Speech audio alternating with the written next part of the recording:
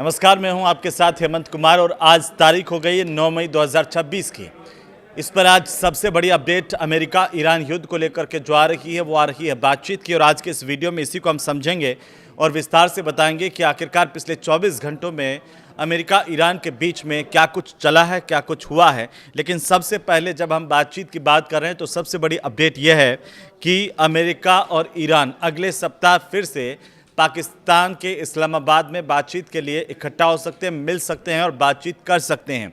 अगर बातचीत होगी, आगे निर्णय क्या होगा उसका इंतज़ार है। लेकिन फिलहाल ट्रंप ने एक बयान दिया और बयान क्या दिया?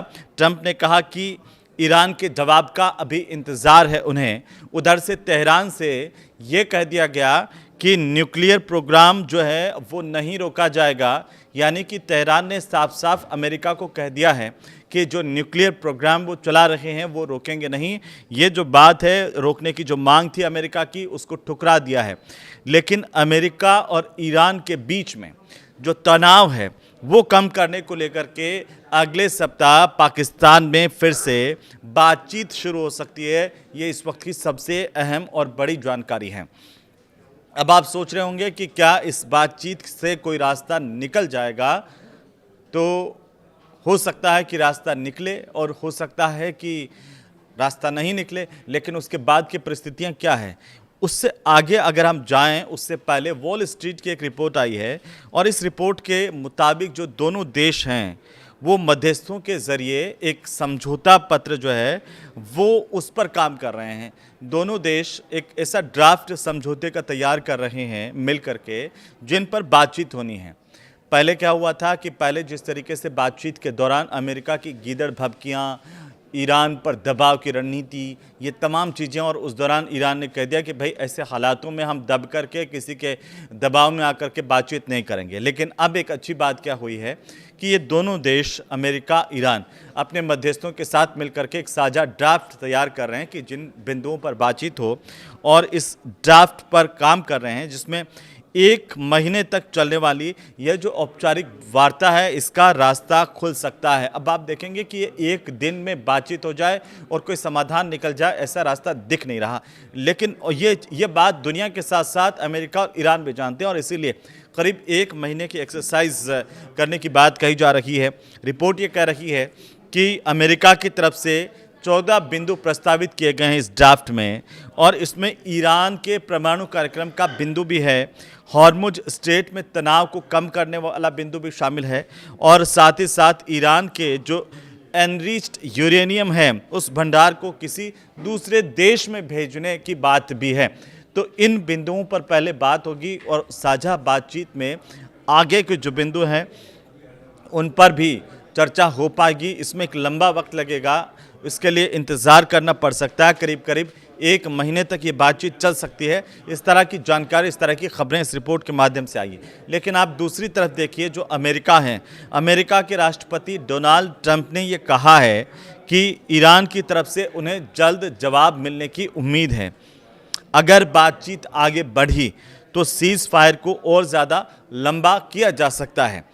वहीं अल जजीरा की एक रिपोर्ट है कि ईरान ने ये कह दिया कि वो अपने न्यूक्लियर प्रोग्राम को या फिर हाईली एनरिच्ड जो यूरेनियम है उस पर कोई भी समझौता नहीं करेगा।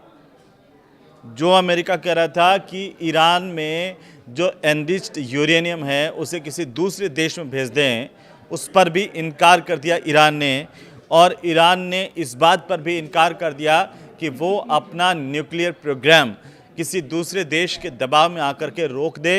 ये हालांकि जो मीडिया रिपोर्ट्स है उसमें ये दावा किया जा रहा है ईरान के इस वक्तव्य को लेकर के। लेकिन पिछले अगर 24 घंटे की अपडेट्स को हम देखते हैं इस पूरे मामले पर, तो ईरान ने ये कहा है कि हॉर्मुज में अगर दखल दिया तो जंग फिर से शुरू हो जाएगी।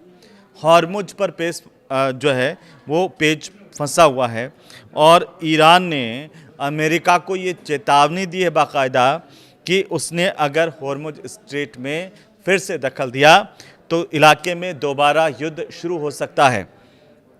अमेरिका ने ये दावा किया कि 70 से ज़्यादा जहाज़ों को रोका गया और यूएस का जो सेंट्रल कमांड है उसने कहा कि 70 से ज़्यादा जहाज़ों को ईरानी बंदरगाहों तक पहुंचने या वहां से निकलने से रोका है।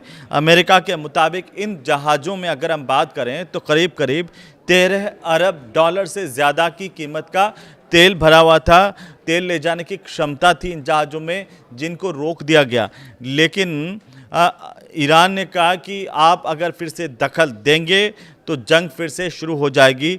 हॉर्मुज पर तनाव अभी उसी तरह से बरकरार है, आप ये मान के चलिए। और सबसे बड़ी अपडेट जो है वो यूएई पर भी आई है, जहां पर मिसाइल और ड्रोन से हमलों का दावा किया जा रहा है कि यूएई ने ये बयान दिया है, कहा है कि ईरान ने 2 बैलिस्टिक मिसाइल और साथ ही 3 ड्रोन उन पर दागे हैं, जिससे उनके एयर डिफेंस सिस्टम ने हवा में उनको तहस-नहस कर दिया। इस हमले में 3 लोग यूएई में घायल हुए हैं, इस बात की भी जानकारी सामने आई है। अब आते हैं ईरान अमेरिका के बीच में ये जो 1 महीने का समझौता है वो क्या है, इस पर भी चर्चा हो रही है। रिपोर्ट से कह रही है कि 30 दिन तक संघर्ष रोकने और हॉर्मुज स्ट्रेट को व्यापारिक जो जहाज हैं उनके लिए खोलने के प्रस्ताव पर बातचीत अंदर खाने हो रही है। और परमाणु कार्यक्रम, एनरिच्ड यूरेनियम अभी भी एक संकट का विवाद बना हुआ है, ये बात अभी भी यहाँ पर फंसी हुई है।